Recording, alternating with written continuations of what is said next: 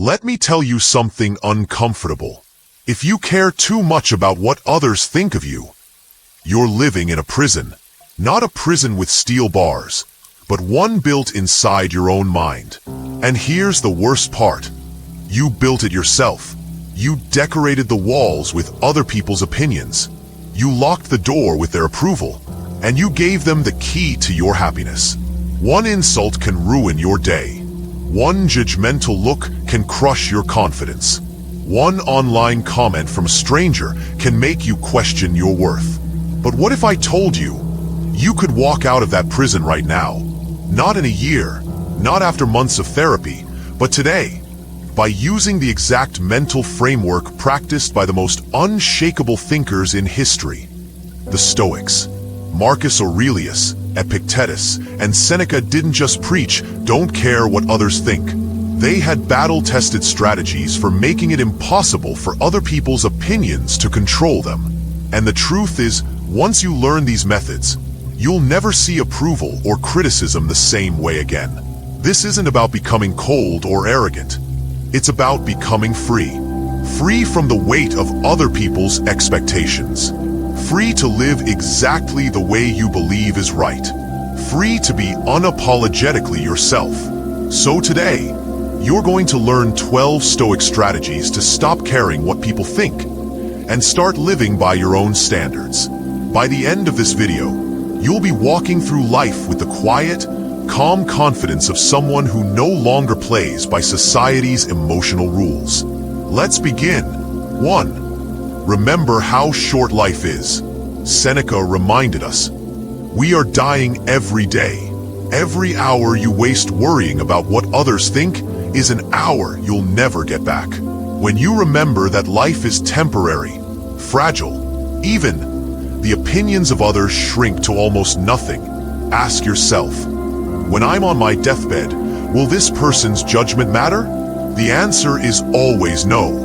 Time is too precious to trade for approval. 2. Understand how little others think of you. Epictetus said, if someone speaks ill of you, rather than trying to defend yourself, say, he must not know me very well. The truth? People rarely think about you at all. They're too busy worrying about their own image. That person whose opinion you fear, they're probably just as insecure as you are. 3. Define your own values. Marcus Aurelius urged, if it is not right, do not do it. If it is not true, do not say it. Once you define what's right and true for you, other people's opinions lose their grip. If you know your compass, no one can steer your ship off course. 4. See opinions as smoke. Stoics knew that opinions are fleeting. What people think today will vanish tomorrow. Think of an insult, a judgment, or a side eye as smoke in the wind. Why waste your energy trying to fight something that disappears by itself? 5. Train for discomfort. Fear of judgment is often fear of discomfort.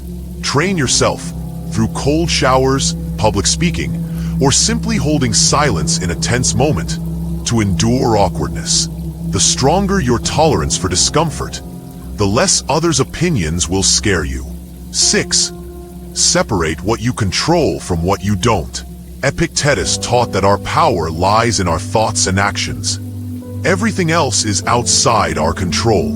Opinions fall in that second category. You can't force someone to like you, but you can choose to act with virtue. That's real control. 7. Practice voluntary humility. When you willingly put yourself in situations where you could be judged, speaking up at a meeting, wearing something simple when others are flashy, you train your mind to detach from approval. As Seneca said, a great man is one who is content with little. 8. Reframe criticism as feedback. Criticism can be a teacher in disguise. Marcus Aurelius wrote, if anyone can refute me, show me my mistake, and I will gladly change. Instead of seeing criticism as a threat to your ego, see it as free wisdom. This mindset dissolves fear. 9. Practice voluntary discomfort to break the chains of approval. One of the most powerful but often overlooked Stoic strategies is the deliberate practice of voluntary discomfort. This might sound strange at first. Why would you intentionally make your life harder? But the Stoics understood a deep truth.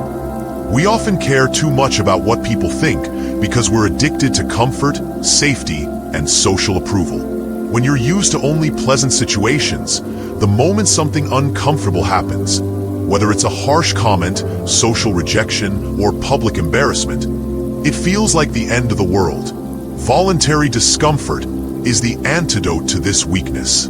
Seneca himself would occasionally sleep on a hard bed, wear simple clothing, or eat the cheapest food, not because he couldn't afford luxury, but to remind himself, I can handle less, and I will still be fine. This training served as a mental vaccine against the fear of losing comfort, status, or acceptance.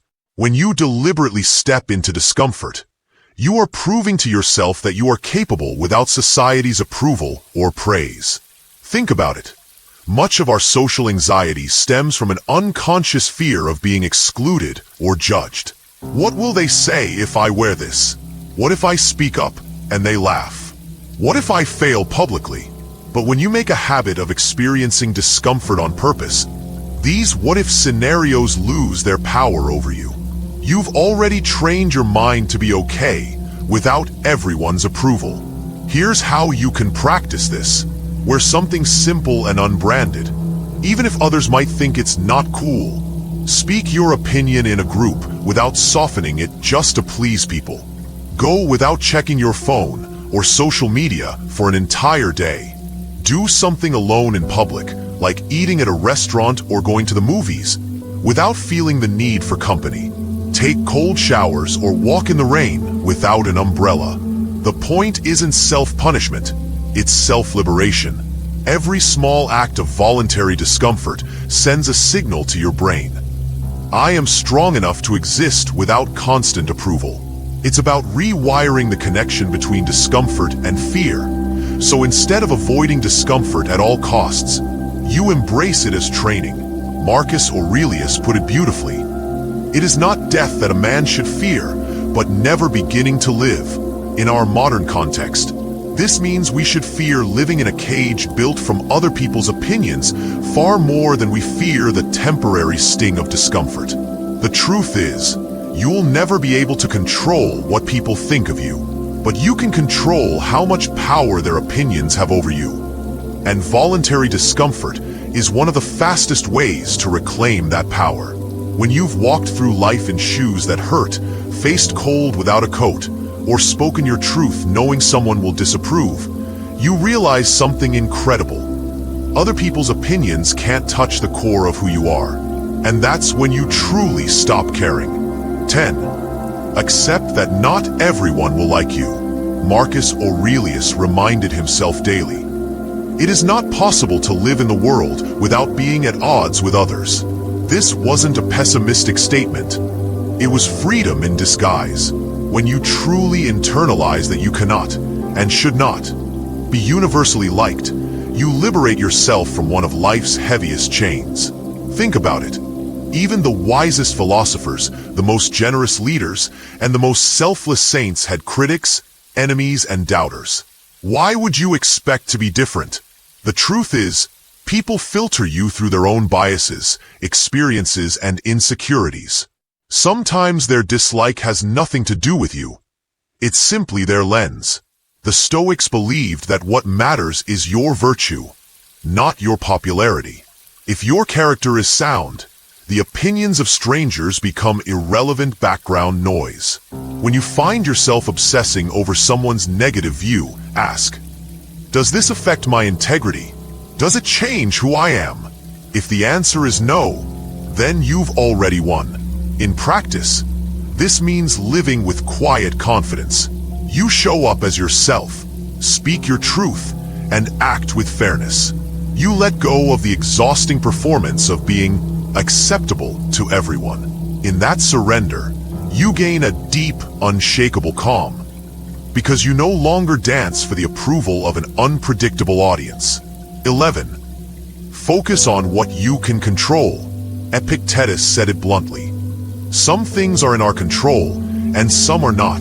It's a simple sentence that can change your entire life.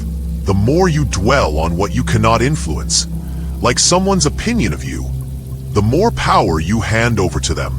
The Stoics urge us to reclaim that power. When you stop trying to rewrite other people's minds, you redirect that energy toward mastery of your own thoughts, words, and actions.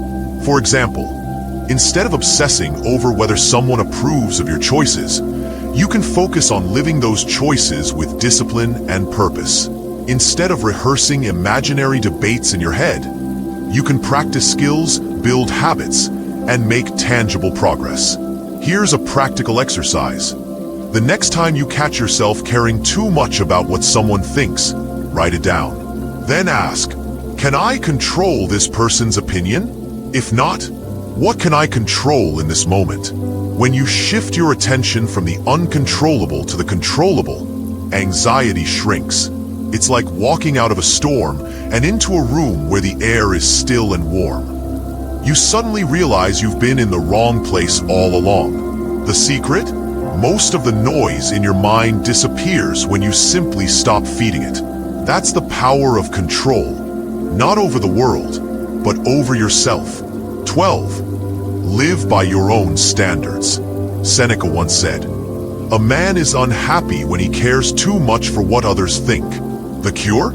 Set your own standards for what it means to live well, and then hold yourself accountable to those, not to the shifting rules of the crowd. When you measure your worth by external approval, you'll always be at the mercy of changing tastes, moods, and judgments. One day, they'll praise you. The next, they'll criticize you for the same thing. The Stoics would see this as madness. A person should live guided by reason, principle, and their own moral compass, not by the cheers or boos of the audience. This doesn't mean ignoring constructive feedback or becoming arrogant. It means grounding your self-worth in something more durable than public opinion. For Marcus Aurelius, that meant living in harmony with virtue, honesty, justice, courage, and self-control. If he upheld those, he could face himself in the mirror without shame, no matter what the crowd said.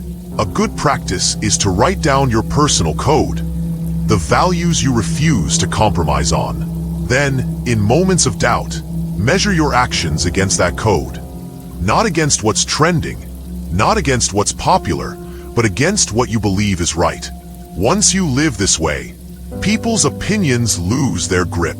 You become like a tree rooted deep in the earth. Storms may shake your branches, but they cannot uproot you. And that is where real freedom begins. Before you go back to your day, remember this. The Stoics didn't just talk about living free from the weight of other people's opinions. They lived it every single moment. If you apply even one of these 12 strategies, you'll feel that same sense of inner strength and peace. So, if today's video gave you value, subscribe to the channel and join our growing community of modern Stoics. Hit the like button to share this message with others, and comment below which strategy you're going to try first. Your mind is your fortress. Protect it.